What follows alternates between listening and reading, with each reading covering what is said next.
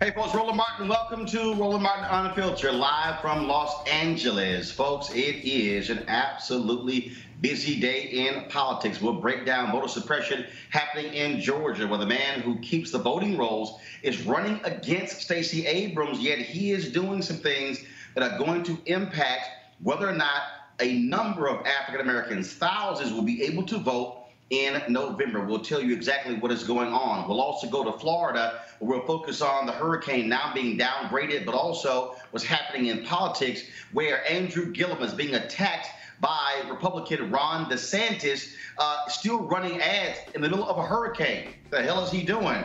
Plus, DeSantis, we now know he authored a book where he pretty much said slavery really wasn't that big of a deal. Last night, Donald Trump lied his ass off again at a rally about black people loving him and how he's done so much for African Americans. Then he writes this opinion piece in USA Today that is an absolute joke. Lies, lies, lies, lies, lies. We'll break it down with Trump Lives Matter. Also, Attorney General Jefferson Beauregard Sessions, he's back at it again, telling Chicago cops, hey, let's get rid of that consent decree. We'll talk to activists in Chicago about that as well. Plus, if the Democrats catch that blue wave, some black members of Congress will be chairs of major committees. We'll tell you exactly what is going to take place when it comes to that. Folks, it's time to bring the funk. I'm Roland Martin Unfiltered. Let's go. He's got it. Whatever the miss, he's on it. Whatever it is, he's got the scoop, the fact, the find. And when it breaks, he's right on time and it's rolling. Best believe he's knowing. Putting it down from sports to news to politics. With entertainment just for kicks, he's rolling. It's on go, y'all. It's Roland Martin, yeah. Rolling with Roland now. He's funk, he's fresh, he's real, the best, you know he's Roland Martin now.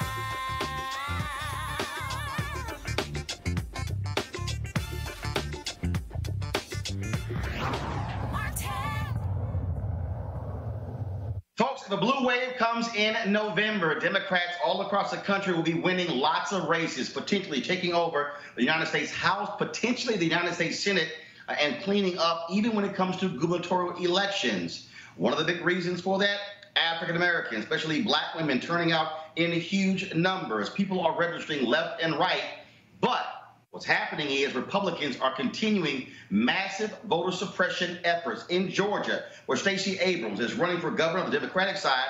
She is facing against Brian Kemp, who is the Georgia Secretary of State, who wants to be the next governor. Yet as Secretary of State, he is the one who is over the elections there as well. Atlanta TV station WSB is reporting that requests from African-American voters for absentee ballots in Georgia are coming in at a rate not seen since President Barack Obama was elected in 2008. But Kemp is trying to deny folks. What he's actually doing is he's holding them up and somehow challenging them. This is what the Associated Press reported about Kemp's exact match rules, meaning that just missing a middle initial can put your registration on hold. Quote, an analysis of the records obtained by the Associated Press reveals racial disparity in the process. Georgia's population is approximately 32% African American, according to the U.S. Census, but the list of voter registrations on hold with Kemp's office is nearly 70% black. Not only that, people are not being notified if there is a problem, so you have to check to see if you are registered.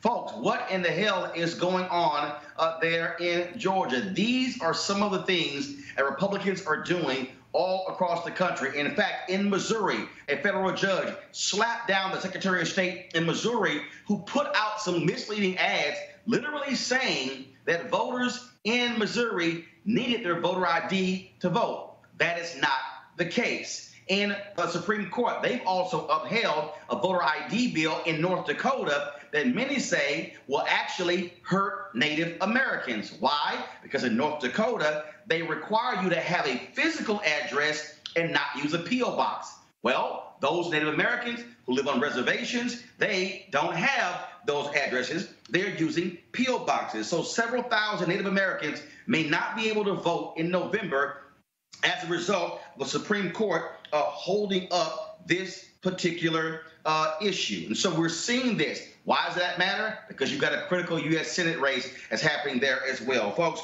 what we are seeing again are Republicans across the country continuing to try to shave off the number of votes, denying people the opportunity to vote. I want to go to my panel right now. Joseph Williams, senior editor for U.S. News and World Report. Barbara Arnwine, founder and president of the Transformative Justice League. Dr. Cleo Monago, a socio-political analyst and activist. Joseph, I want to go to you first. Again, we're seeing what Republicans have done since Obama was elected in 2008. We saw it in North Carolina, in Mississippi, in Texas, in Florida, in Alabama. Now we're seeing it in Georgia. We're seeing it in Missouri. We're seeing it in North Dakota. They want to deny people the opportunity to vote. Well, it's not a surprise, actually. You talk about how it went back to President Obama. It goes back even further than that. Carol Anderson, an academic at Emory University, wrote a book about it where she talks about how this voter suppression campaign stretches all the way back to the 1890s in Reconstruction. In Mississippi in particular is where the genesis of it has happened, and it has taken place constantly from then until now. You had poll taxes then, now you have voter ID laws. You had count the number of bowls on a bar of soap then, now you have to get a driver's license, a birth certificate, or a passport to even think about registering, and they're not going to tell you, they're not going to help you. So this is part of a continuum. It reached an apex under Obama with the Shelby County decision, and now these are just additional measures to try to push it even further because we all know every vote counts. And Barbara, because what we're seeing, to Joseph's point, because the Supreme Court made that particular ruling, when it came to Shelby v. Holder, those states are no longer required to do preclearance. So they can do anything they want when it comes to changing their voting procedures, and they don't have to worry about the Department of Justice weighing in.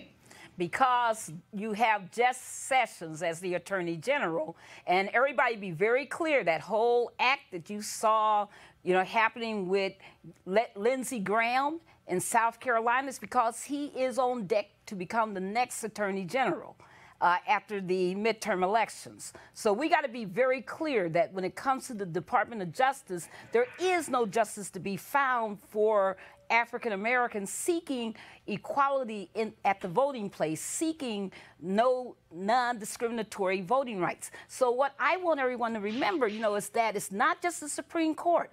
In 2011, I unveiled the map of shame that showed all the states, over 40 states at that point, that were entertaining some kind of form of voter suppression measure. It's because in 2010, 25 million people who voted in 2008 did not vote midterm. That's why people need to know that the midterm elections are critical, Roland.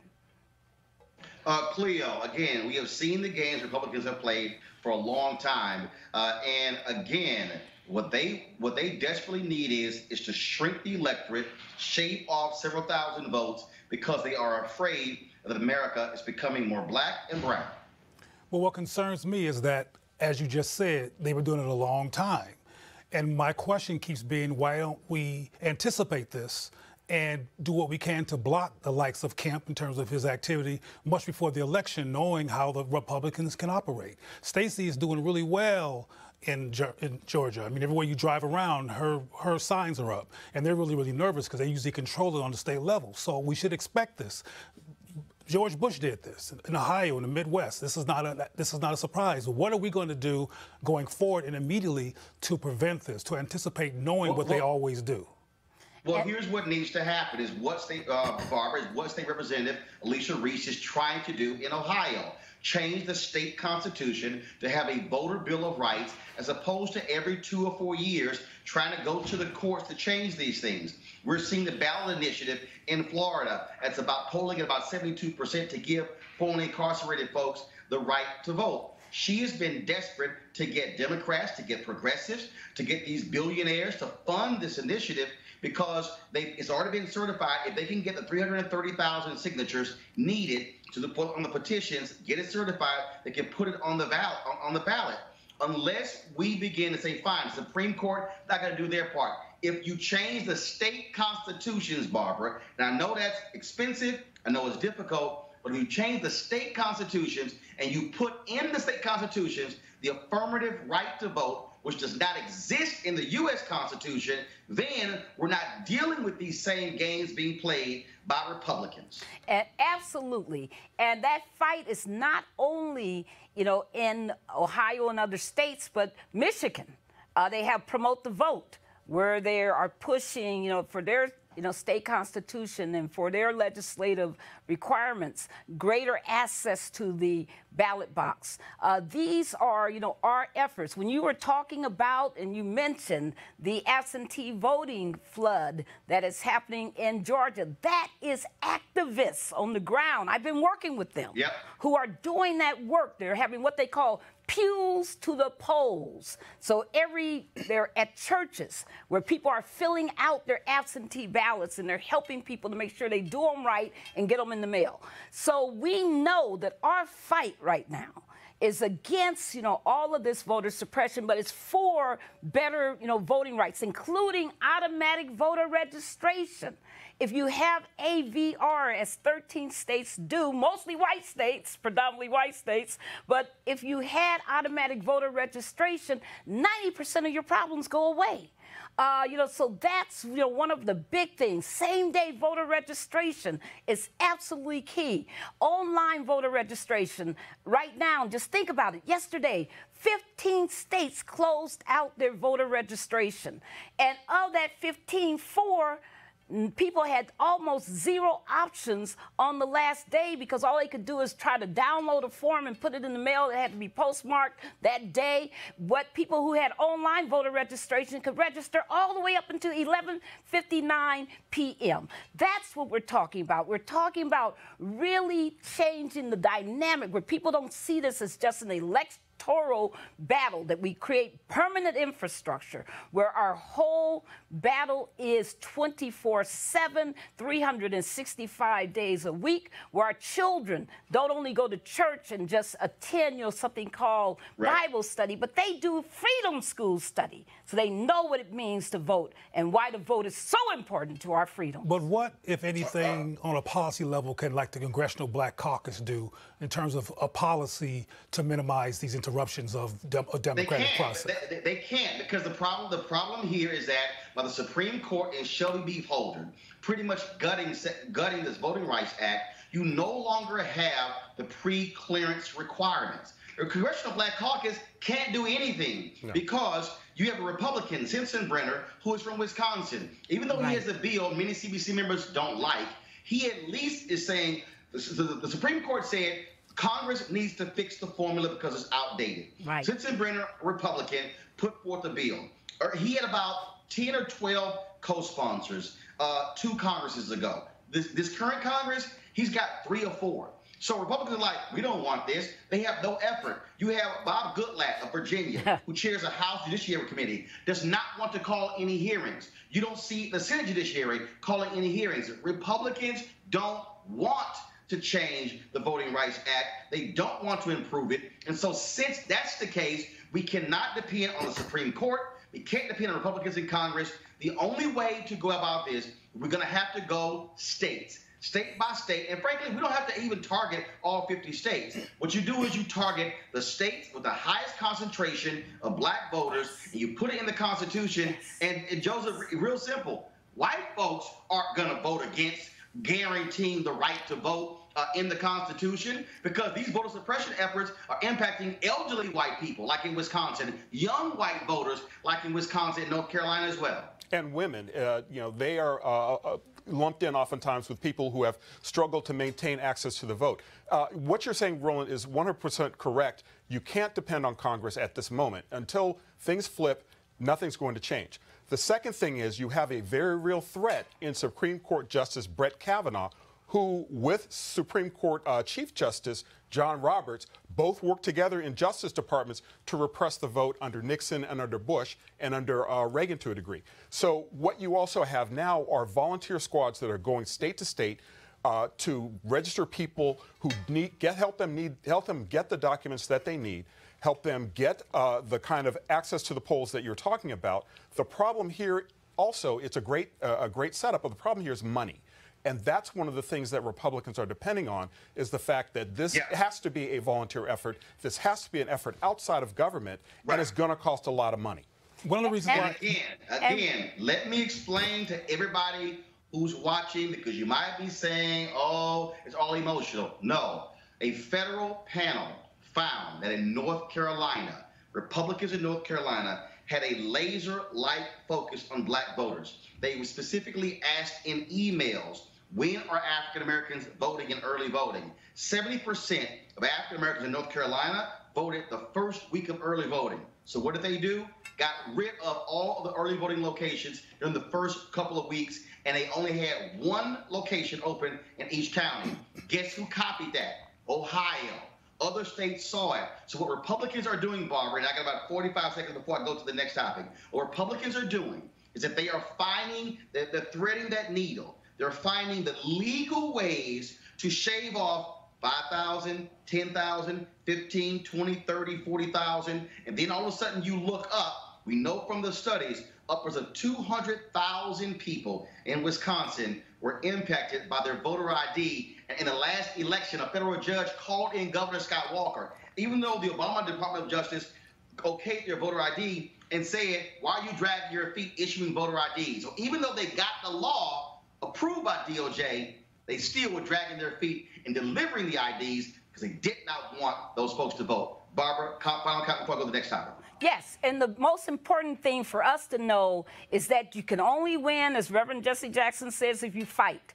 And the reality is that we have been overcoming and beating them at this game when we organize, when we fight, when we turn out, when our churches do what they need to do, when our civic groups need what they need to do, when everybody who's listening does and watching does what you need to do. This is our fight. This is our moment. This is our time. We got to seize the moment.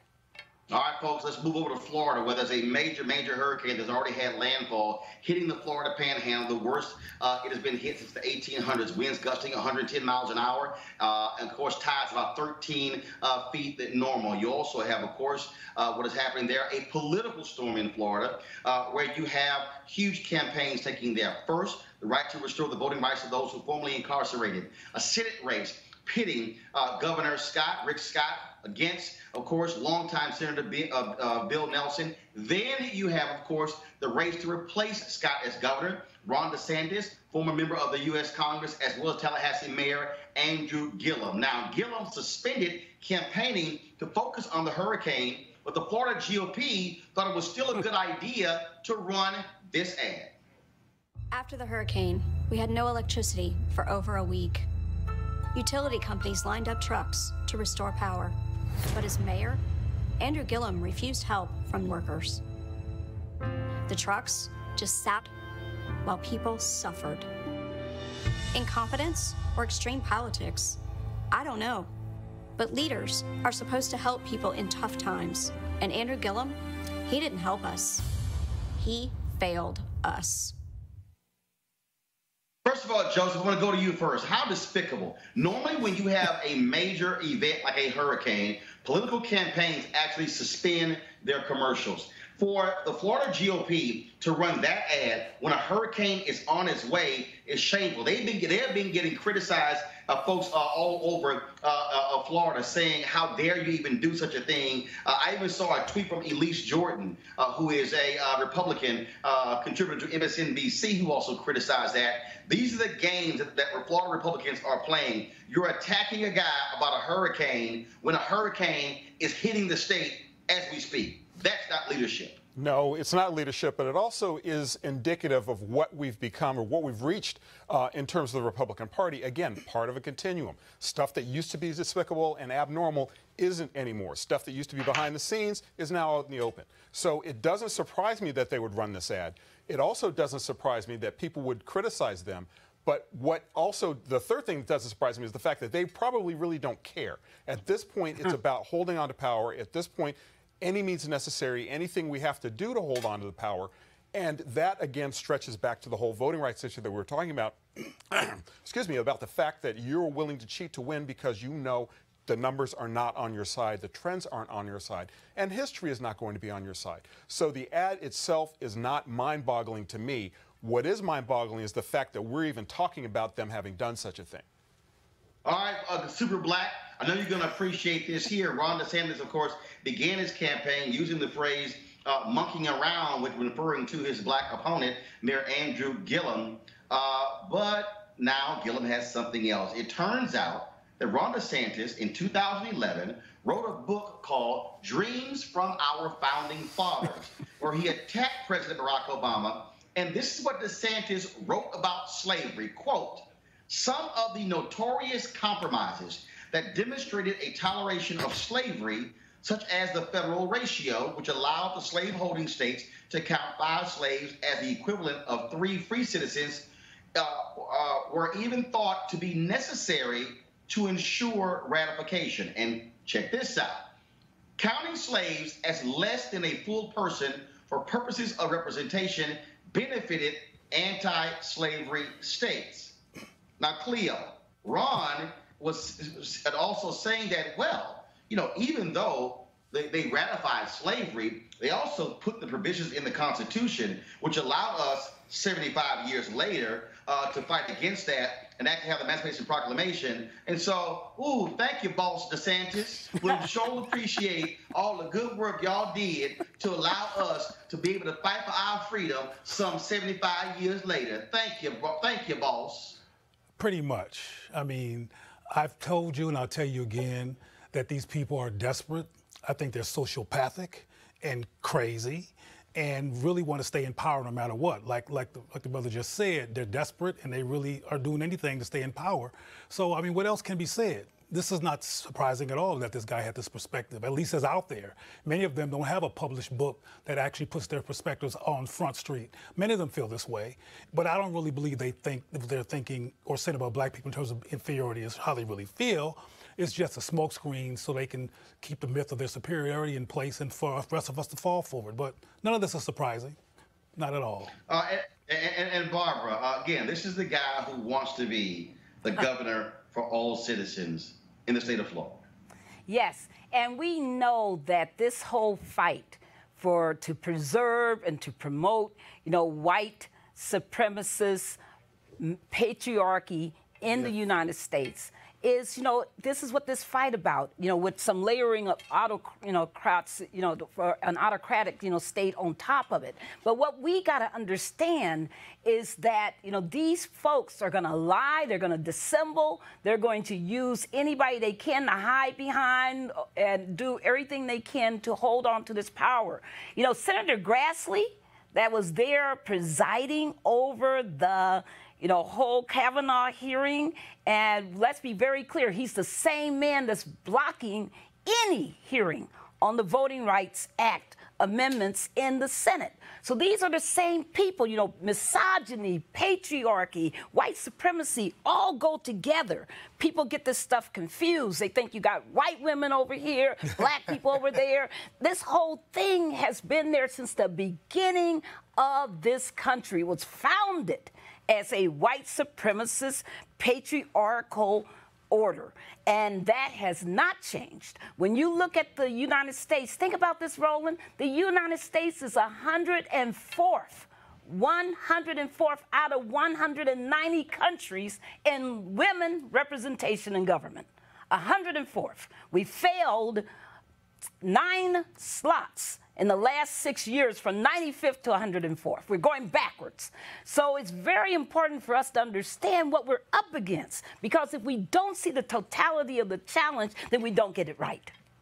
All right, folks. Last night there was a rally, and Donald Trump lined his ass off again in his rally, the latest rally. Of course, so Trump held a rally in Iowa where he tried to take sole credit for improving the lives of black people when it comes to unemployment and poverty rates. And he said, just everything about black people is just glorious now that I'm president.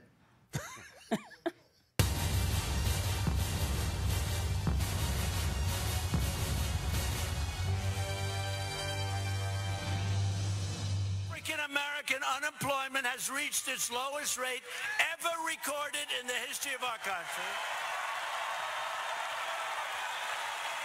And African-American poverty has reached its lowest rate ever recorded.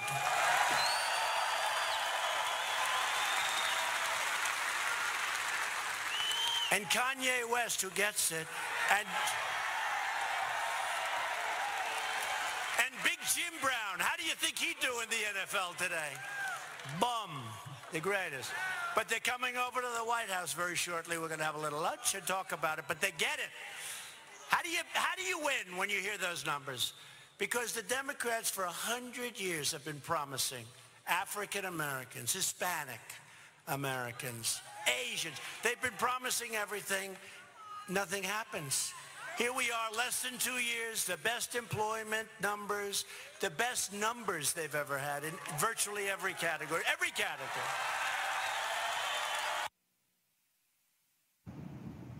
Okay, y'all. If you want to see what a lying white man looks like, that's Donald Trump. Okay, first and foremost, he said every category, black folks are doing better. Y'all, black home ownership rate hit a high of about 60.9% in the 2000s. It is below 45. That, to me, don't sound like we're just doing so great. 70 years ago, there were 1.9 million black-owned businesses in America. 1.8 million black-owned businesses had one employee. Today, there are 2.6 million black-owned businesses. 2.5 million have one employee. When we had 1.9 million black-owned businesses, they were doing an average of $110,000 in revenue a year.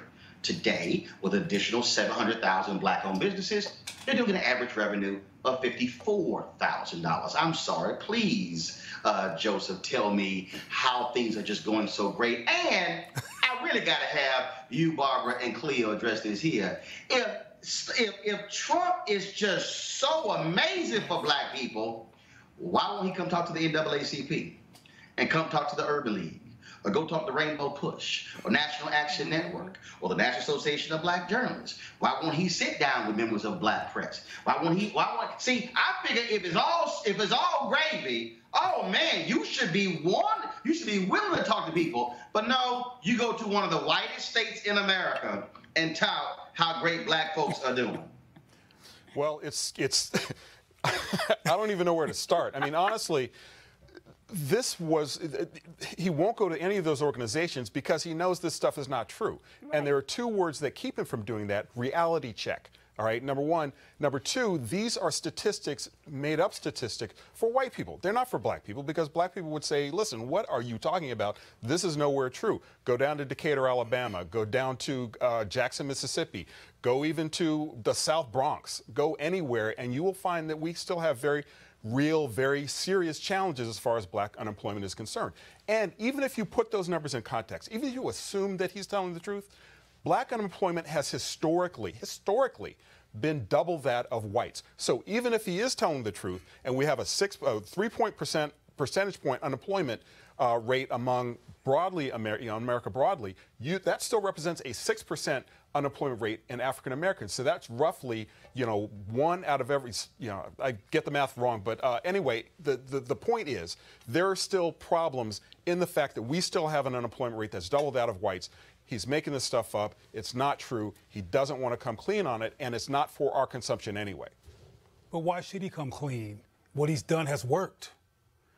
One thing you can't deny about Donald Trump is that he's been consistent. He's doing the same thing he did before he became president, and before I, among others, predicted he would become president. Why should he do anything different? It works.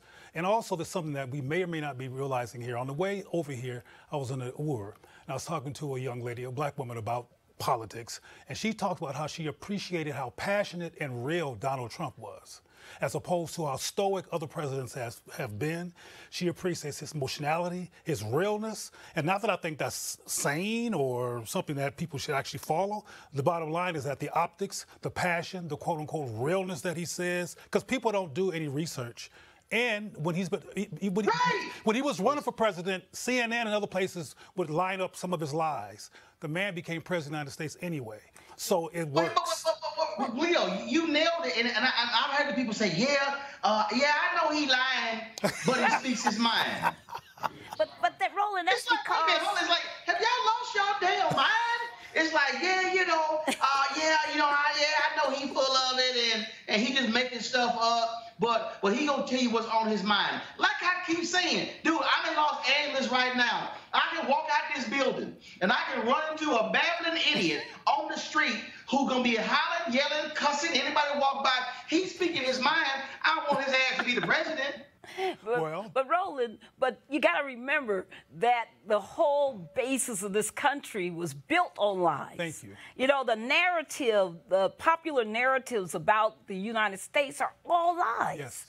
They don't talk about the, genocide and the slaying and the massacres and the brutality and, the fact that police only exist in this country and patrol because of slavery. I mean, there's so much they don't want to talk about. So what he does is he makes their souls feel good, because he gives them lies that makes people comfortable about being racist, so that people can go up to, Latinos and holler at them if they're speaking Spanish, who can call the police on a black man because he's babysitting 2 white kids and he's driving them in a car. I mean, these are the kinds of things that he gives credence to. He makes it palatable. He makes it acceptable. And that's where the danger is, because he's speaking in all this coded language. He's playing on all this racial memory. He's coming up with ways of making white people not understand and not feel like they got to fight against racism. And so we have to bring that battle. We have to bring the truth. But the person that I was the person that I was talking to, and the majority of people that I talk to, are black. Yeah, but she said. And I'm not really talking about him feeding the fire to white folks. I'm talking about black people who said that he's so real. Yeah, but look at the approval ratings from blacks. It's not that good. Look, we just got to go ahead and say it. It's some ignorant black folk, right. And look, like Trump talking about, Kanye coming to the White House, and I know everybody's talking about the CNN segment last night where Bakari sells the terror set. See, here's the deal. I'm not gonna sit here and call Kanye crazy. I'm not gonna say he's got a mental disorder, because he does. But here's the piece. I'm gonna deal with reality. And I'm going to say, I don't care if Jim Brown is going to the White House for lunch. I don't care if Kanye is going to the White House for lunch. Guess what? Roland Sebastian Martin went to the White House for lunch when Trump had bought it by the TV anchors. And you know what I did? I didn't go there wearing no damn red Make America Great Again hat. I walked in there with my notepad and with some questions saying, what you gonna do about the issue of Chicago and violence? What about the issue of your Department of Justice when it comes to the consent decrees? What about housing? See, Trump don't want to answer those questions. And see, so I don't mind black folks going to the White House. What I mind is whether you're gonna sit there and look like a bump on a log and actually challenge him, saying, okay, fine. You want to sit here and talk about what you do for black people? Okay, let's get down to the nitty-gritty. That's why I disagree. The Congressional Black Caucus last year declined the second meeting with Trump. I think they need to go back, Joseph. I believe that Congressman Cedric Richmond need to walk in there, and then when the camera's in there, and Trump's sitting there smiling, and he looking for a photo op, then when Sarah Huckabee Sanders says, okay, time for y'all to leave, Cedric Richmond should say, we want the cameras to stay. We want the American people to actually see this meeting. And if the cameras don't stay, we gonna leave. And then, now Trump gonna be stuck. Now what if the cameras stay? Because he loves having the cameras, Joseph, when it comes to his cabinet meetings. So what then happens if they say, no, let the cameras stay? And then the cameras are recording, jamming him up on the issues, jamming him up on why he wants to cut out the minority supply development offices, jamming him up on consent decrees, jamming him up on voter suppression. See, that's why we should meet with them. See, don't fall for the okie doke with Jim Brown and Kanye West. No, say, why won't you meet with civil rights organizations? Have the camera stay and then see how he responds, Joseph. Well, he definitely will respond, and he definitely likes the attention.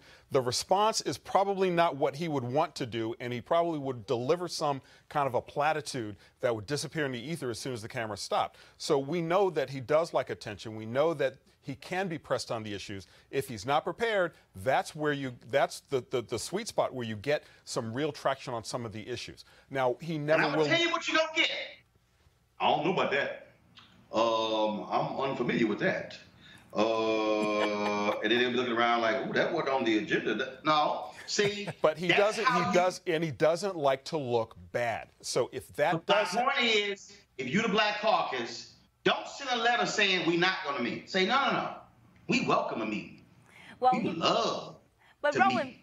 part of the problem is that people got to remember what we're talking about, this leadership, the lack of thereof. Mm-hmm. That this man, you can meet with him all you want to. He can make all the promises he wants to. He can have all his cabinet there and make the promises. And then you walk away and he flips his mind the next day. You know, we got to talk about the fact that this is not a true leader. Barbara, we know that. But the point I'm making is this here. If the cameras are there, this is not a rally. This is not a news conference. This is not him sitting at his desk. This is him having to answer the questions right there, and they say, no. I need you to answer the question.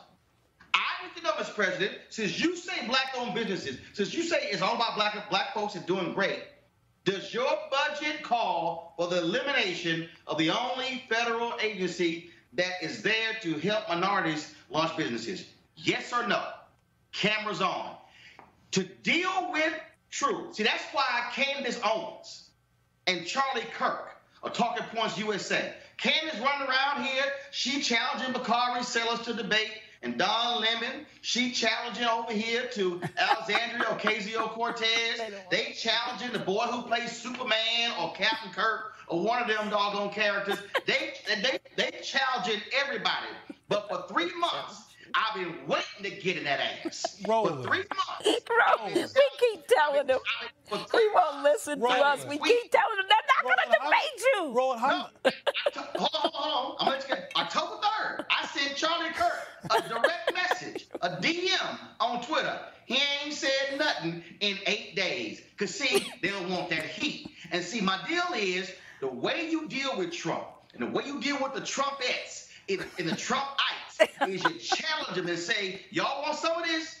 Come on. But, see, they want us not to show up. That's what they want. I don't think they're going to show up if you challenge them like that, Roland. They know they're going to get fronted. I got one better. I got one better, Cleo. Candace Owens and Talking Point USA don't are talk having about her. a conference for young black conservatives October 25th through October 28th. Guess what? I'm showing up. Okay. I'm going to walk in there in all black. See, that's In all black?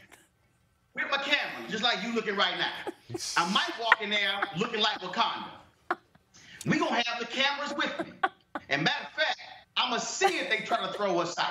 Since y'all, we gonna say we a black show, we covering black people. We would love to cover your conference. See, I'm gonna take the fight to them, and let's see if they run out the room. Well, how many times since Trump has been president has he been effectively challenged?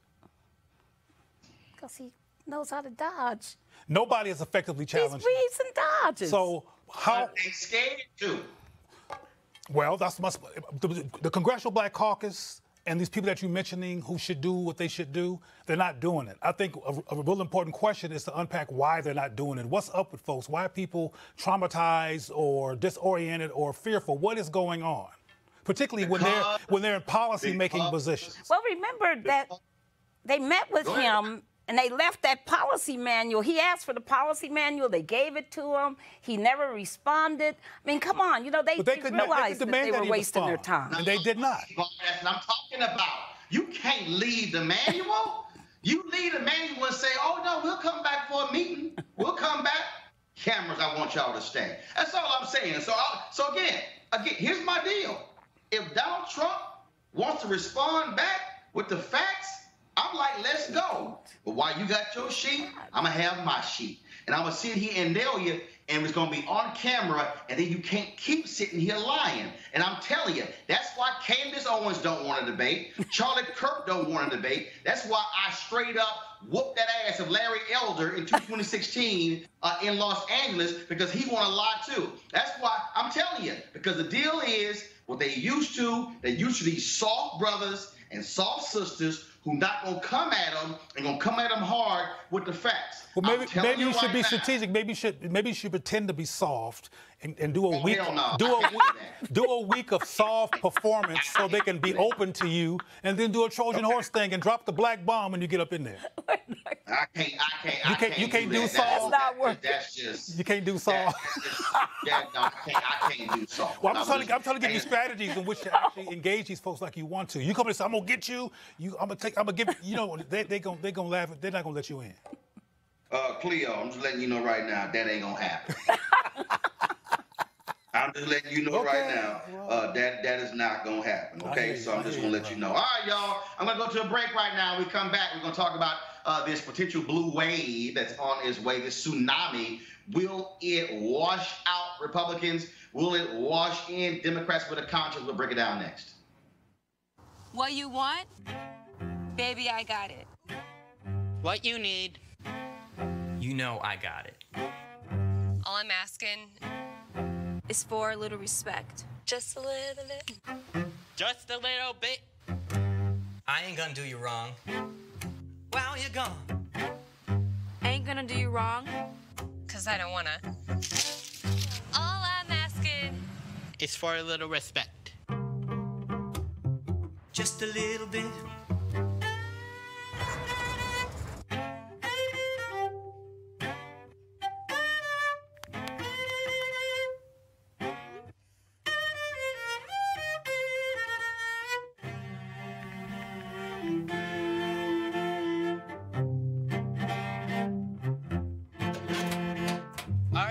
P-E-C-T. Find out What it means to me. R-E-S. P-E-C-T.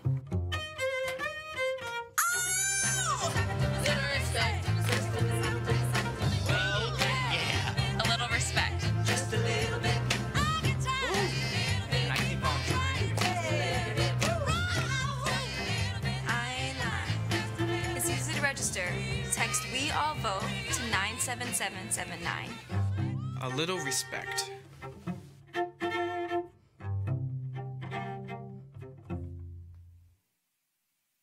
All right, y'all. Well, Beauregard Sessions, he's at it again. Jeff Beauregard Sessions is going to file an appeal in federal court opposing the proposed court order that would force sweeping changes in the Chicago Police Department. Now, of course, Sessions is announcing this after Donald Trump went in front of a bunch of cops in Chicago and said, oh, we should make stop and frisk just national policy. Well, the city and Illinois Attorney General Lisa Madigan have submitted a proposed consent decree that will create tighter restrictions on the use of force, closer supervision of officers, and a more effective disciplinary system. But Sessions is like, nah, we don't really need these consent decrees. Joining us right now, of course, is Black Lives Matter Chicago chapter organizer, Aislinn Pulley. Aislinn, how you doing? I'm good. How are you? All right, so I just love this. I love Republicans who talk about local control. And here you have the city of Chicago agreeing with a consent decree, the Attorney General agreeing with a consent decree, but now Republicans saying, no, we don't want to have that. What do you make of this? Well, I honestly, I think it's a response to the Van Dyke verdict. For the first time in the history of Chicago and possibly the history of this country, a white police officer has been found guilty of murdering a Black person. That is historic. That is 100% the result of grassroots organizing, of people being in the streets, of mothers and fathers refusing to be silent about the murders of their children. And that is what has gotten us to this moment. That is why the DOJ came to Chicago, and that is why we now have a consent decree draft, which has been initiated by the thousands of people who have taken to the streets. So we are at a precipice of actual beginning of actual change in this city. And the response to that is that it's a threat to the status quo. And in order to respond to what could actually be changed to save our lives, Trump, along with Sessions, is preparing to clamp down on the movement here. And he's going to use as any excuse to do that. And right now he's using the consent decree. And again, we saw this in Baltimore where Jeff Sessions also early on opposed the Baltimore consent decree when the city and the police department said, hey, we're good with it. We want it. Yeah, and right now the consent decree draft that the city and the Attorney General's office does not contain the sweeping proposals that is in our draft. So BLM Chicago, along with survivors of police violence, family members, and other community groups have drafted the People's Consent Decree, which includes tons of provisions which would protect families, which would remove CPD out of schools, which would create a behavioral health unit and create a diversion program so that people aren't thrust into the carceral system on quality of life offenses, which basically are crimes dealing with poverty. And only about 1% of what we put in our draft of the consent decree is in the city's version. So what they're actually protesting is a modicum of reform. The consent decree right now, as it stands as the city's version, is not in any way radical, but it shows how far to the right Trump and Sessions are, that even the most modicum of reforms is seen as an absolute threat to them. Yes, they want to protect cops, and they refuse. They absolutely refuse to call it out. And I can tell you that sitting at that table, I challenged Trump on that in terms of calling these cops out. Yeah, 100%. And what they're really preparing to do is to fight back to reestablish full police impunity. Right now in the city of Chicago, we are challenging that. We are trying to overturn the fact that CPD has run rampant. Since the 50s, CPD has been torturing and occupying our communities. John Burge just died a week and a half ago. He was the former police commander that tortured over 120 Black men from 1970 to 1990 and was never held accountable for that. He just died a week and a half ago. Last Friday, we have the first conviction of a white police officer ever in the history of this city. What they are trying to do is overturn this work that we have been doing on the street and that has come through the blood, sweat, and tears of the thousands of people that we have lost to police violence. Well, first of all, I certainly hope y'all will continue to put the pressure on them because that is critically important. Aislinn Pulley will surely appreciate it. Thank you so very much. Thank you. All right then, folks. Again, just quickly go to my panel here, and I want to start with you, Barbara. Again, this is an attorney general who does not care about the people. He is all about how do you protect rogue, thuggish cops. Absolutely. And that is what you do when you are imposing fascism. I mean, you got to be able to have your police, your law enforcement, that state machinery to be oppressive. And so these consent decrees, remember, it's not just Chicago, it's not just Baltimore. There's at least 20 that they are basically withdrawing from. And we can expect that actually what we're going to see is more leeway being given to police to engage in brutality, to engage in racial profiling, to engage in all of these methods that what they call promote black social control. We need to just be aware that as long as these people are in office, as long as they have the majority, that's what they're going to be up to. Roland, you All right, then. Go ahead, Phil. Go ahead. Roland, you said that they don't care about people, but they do care about people, not us. White people. They care about their people. Some. And they want to keep their people in power. They want to keep their people protected and defended and in place. And they want to keep black people a disposable population, a population that can be incarcerated, murdered, tortured, et cetera. They want to keep that dynamic going to protect their people. Right. I think we need to learn how to care about our people. They care about Well, theirs. again, We should learn to care about ours and defend ours. Well, that's one of the reasons why we do all we can to make it clear to people why they must vote, why they must be engaged, and why they must be active. And speaking of that, I want to bring in our next guest because I earlier talked about this idea of what is happening politically in Florida, in Georgia, what potentially could happen when it comes to the U.S. House and the U.S. Senate, and that is what would happen if African Americans again, turn out in massive numbers, but also Latinos. You're seeing white women running away from the Republican Party. You're seeing on the generic ballot, 14 points now, people will vote for a Democrat over a Republican. Joining us right now is Elliot Williams. He's a principal at the Raven Group, a public policy and communications firm there in Washington, D.C. Elliot, welcome to Roland Martin Unfiltered. We are looking at a situation where, again, understanding power, if Democrats take control of the United States House, and when you look at the numbers right now, Republicans are running scared. Before we get to the committees, I want to talk about this here. I know for a fact, because I've been talking to them, African Americans are going to make a play to become Speaker of the House. We can say right now that 3 different names that are out there. Congressman Jim Clyburn of South Carolina, Karen Bass, California. You heard Barbara Lee's name of California as well. Nancy Pelosi is going to have to deal with the fact, Elliot, that after this election, if things go the way they go now, the Congressional Black Caucus they already have the largest caucus on the Democratic side, but they may very well have anywhere from 52 to 56 black members of Congress. Right. That's a potent group of people.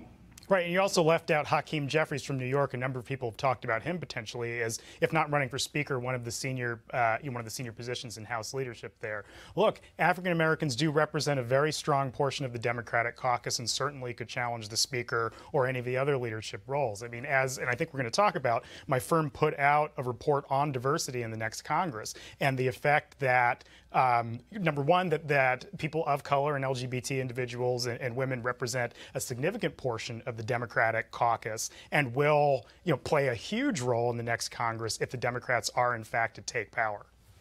And when we talk about that, you're going to have, of course, CDC members who will be chairing critical committees, education and workforce, financial services, Congresswoman Maxine Waters, Bobby Scott on education and workforce, Homeland Security, Benny Thompson of Mississippi, oversight and government reform, Elijah Cummings of Maryland. Of course, he can't wait to subpoena Trump and his people. And also science, space, and technology, Eddie Bernice Johnson. Again, that's where power is held, and they will have the ability to call the Trump administration, different departments before Congress, demanding answers to many of the issues that the Republicans refuse to address. Yeah, now that's a function of oversight. But when you think about putting diverse people, African Americans, in position of leadership, it's not just that they're going to go after President Trump. They are bringing a perspective to the leadership of Congress that simply isn't there right now. And if you look at something like the Health, Education, and Workforce Committee, it's not just about schools. It's about underserved communities. It's about African American communities and the kinds of attention to issues that would be brought, potentially by African American or Latino members of Congress. A great example is the Appropriations Committee would be potentially, the Homeland Security Appropriations Committee might be held by Lucille Roybal Allard, who's a Latino woman, and would put a different focus on potentially overseeing, reports coming out of regarding to the wall and to family separation and so on. So all of these people, and I know we're talking a lot about African Americans, but it's across the ethnic spectrum here. All of them are going to potentially bring a new focus to Congress and to the leadership of Congress, and thinking about broadband and access to infrastructure, all these things that we think about in the context of Democrats. But when you put a racial or ethnic lens on it and the kinds of things that these leaderships will bring, it's going to be a very, very different Congress than not your father's Congress, for lack of a better way to put it. Last question for you, Elliot. Yeah. Again, we talk about how would you articulate this? Let's just say in 30 seconds. You're out here, you running up against somebody, and they're like, okay, you know what? I'm not really interested in voting. It's not going to make any difference. What do you say to them in 30 seconds? Why they need to understand what will happen with their vote based upon what will happen basically in 28 days? Well, look at what happened. Forget 28 days. Look at what happened 1 week ago in the United States Senate with respect to the Supreme Court. That is entirely a function of voting, number one, in the presidential election in 2016, and number two, in the Senate races across the United States in the years leading up to that. You ended up with a Supreme Court that is going to affect the rights of African Americans and women and people of color and LGBT for generations, because elections have consequences. And people now are seeing that in the context of the Supreme Court. And you put that across every other potential issue that touches people. I talked about immigration and infrastructure and all these things that aren't just about these big things that governments do, but affect people's lives every day. And so absolutely, and you were talking about oversight of the president, same thing. The current Congress has not subpoenaed the president or called his people in to testify and so on. And so every possible issue that affects people, viewers of this show or just across America generally, it will be vastly different. And so the idea that your vote doesn't matter, it's, people need to get that out of their heads now, because and again, there's nothing clearer than, it just happened on a national scale a week ago, nothing clearer than the Supreme Court. Elliot Williams, first of all, that wasn't 30 seconds, but I'll go ahead and let you off the hook on that. I got a lot to say, I got feelings, I got thoughts. Yeah, I got you. Right, you in your feelings. All right. Elliot Williams, Raven Group, I appreciate it, man. Thanks a lot. Thank you, sir. All right, folks, time for our HBCU Giving Day School.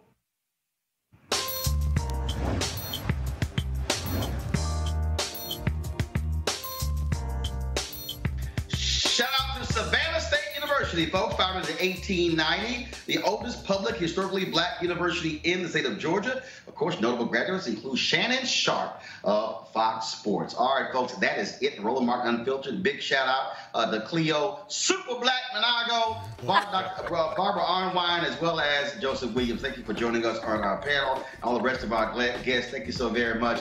Folks, you support Roland Martin Unfiltered by going to RolandMartinUnfiltered.com, joining our, of course, fan club. We certainly would appreciate you supporting us in what we do, making this available. Tomorrow, I'm going to be back in the nation's capital. Of course, I've been here doing various interviews for the BeWoke.Vote campaign. Can't wait till you see those interviews. We're going to have a grand time with them. So again, please support us in what we're doing, because again, we are providing something that nobody else is providing. That is giving you a wide perspective, bringing you top analysts and top guests as well, speaking to our issues, because that's what this is all about. So go to RolandMartinUnfiltered.com and join our Bring the Funk fan club. Whatever you can give, it all actually matters. Folks, y'all have a great, great time.